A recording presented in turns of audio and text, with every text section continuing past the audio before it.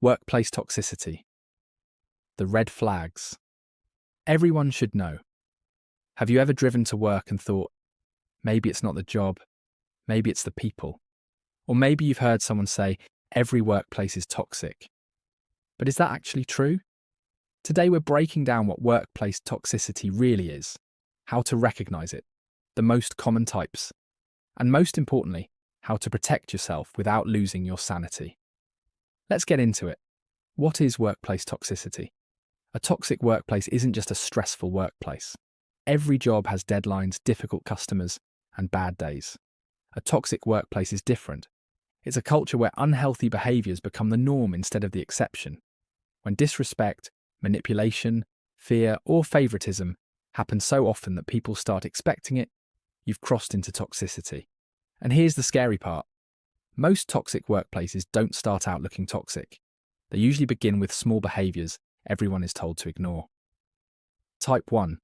The bully. You know this person. They embarrass coworkers in meetings. They raise their voice. They make sarcastic comments disguised as jokes. If someone makes a mistake, they make sure everyone knows about it. Example. Employee, I'm sorry I misunderstood the email. Manager, do I need to do your job for you too? Everyone laughs, except the employee. That's not leadership, that's intimidation. Type 2. Favoritism. You've probably seen this one. One employee gets away with everything. Shows up late? No problem. Misses deadlines? No consequences. Meanwhile, everyone else gets written up for being 2 minutes late. The rules aren't the same for everyone. That creates resentment and destroys trust. Type 3. Gossip culture. Imagine walking into the break room. Everyone suddenly gets quiet. Later, someone tells you your personal business has become today's entertainment. In toxic workplaces, information spreads faster than official announcements. Instead of solving problems, people solve boredom by talking about each other. Type 4. Impossible expectations. This one sounds familiar.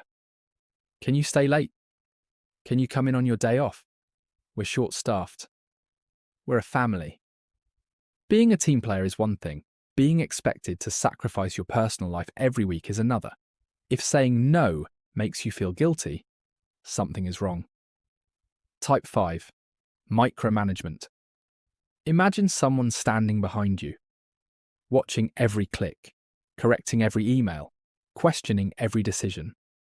Even though you've been doing the job successfully for years, micromanagement sends one message. We don't trust you. Eventually, people stop thinking for themselves. They just wait for instructions. Type 6.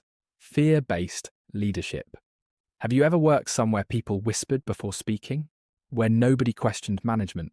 Where everyone said, I'm not getting involved? That's fear. People aren't quiet because everything is fine.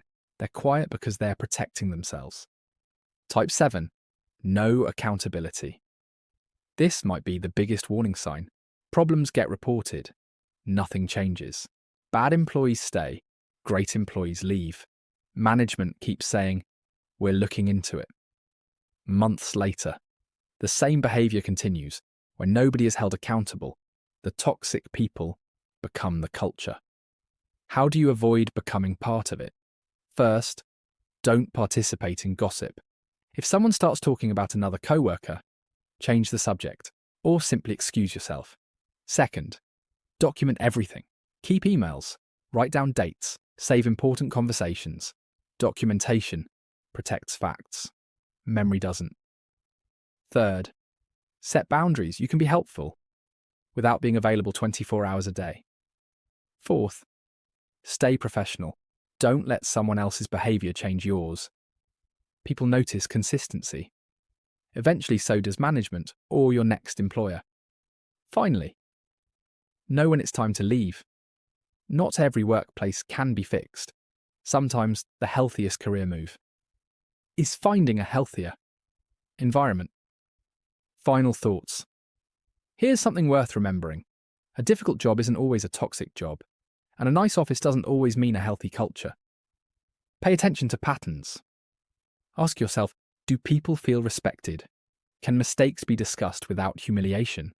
Are good employees supported, or are they simply expected to tolerate bad behaviour? The answers tell you far more about a workplace than the employee handbook ever will. If this episode made you think of a workplace you've experienced, you're definitely not alone. And if you know someone who's wondering whether what their experience is normal, share this episode with them. Sometimes hearing the signs out loud is exactly what someone needs to realise they deserve better. Thanks for listening, and I'll see you in the next episode.